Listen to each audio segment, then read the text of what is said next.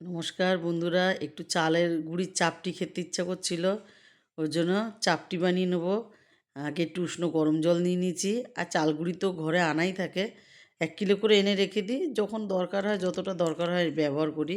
একটু বেগুনি টেগুনি করতে লাগে। আর এটা কী করেছি, একটু উষ্ণ গরম জল করে একটু গুলিয়ে নিয়েছি। আর ছোট ছোট করব বলে আগে কিন্তু চাটু নিয়েছিলাম, কিন্তু চাটুতে করব না, এই ছোট ছোট শেপ দেবো বলে এইটা নিয়ে নিয়েছি। আর এটা করে এটা কী দিয়ে খাবো? গুড় দিয়ে খাবো, দুধ দিয়ে খাবো। আর এটা আমি আমার এটা না খেতে খুব ভালো লাগে।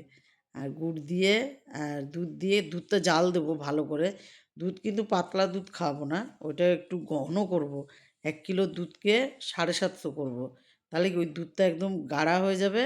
তারপরে এইটার সাথে গুড় দিয়ে হোক, পাটালি দিয়ে হোক, খেতে কিন্তু খুব ভালো লাগবে। আমার তো ভালো লাগে, আপনারা একবার খেয়ে দেখবেন, ভালো লাগবে, আশা করি ভালো লাগবে।